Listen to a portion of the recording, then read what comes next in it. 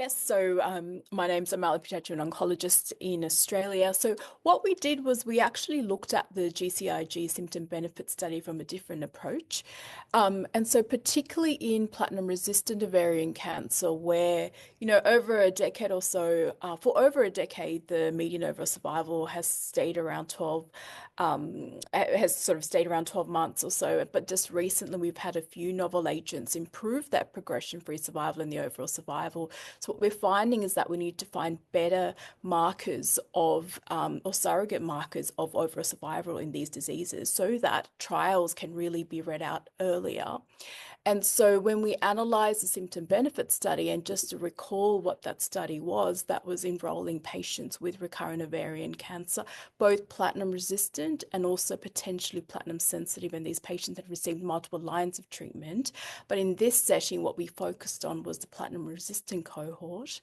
And we wanted to see for those patients, for example, that were progression free, did that actually indicate an early sort of indication of overall survival?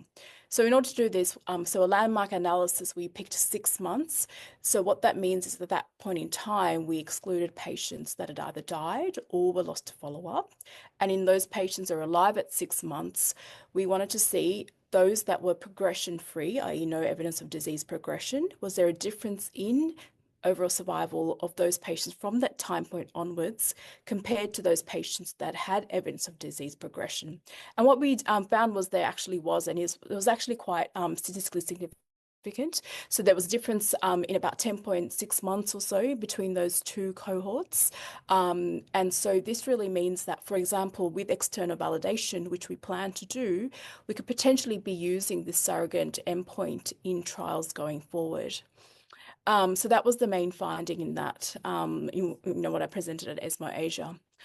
We also looked at, for example, why 6 months? So we looked at different, cutoff time points. So for example, is 3-month progression-free survival also indicative or not? What about 4 months? So we looked at time-dependent AUCs between 3 and 12 months for what it's worth, and found that actually of all those time points chosen, the time-dependent AUC was actually one of the highest at the 6-month time point, but also was quite stable after that as well, which means that, and we know that, for example, in other trials, we use 6 months as a landmark for, analyzing progression-free status, etc. So it can be quite, translated to trials quite easily. So not only did it make sense clinically, but also from a statistical point as well, it made sense to choose the 6-month time point.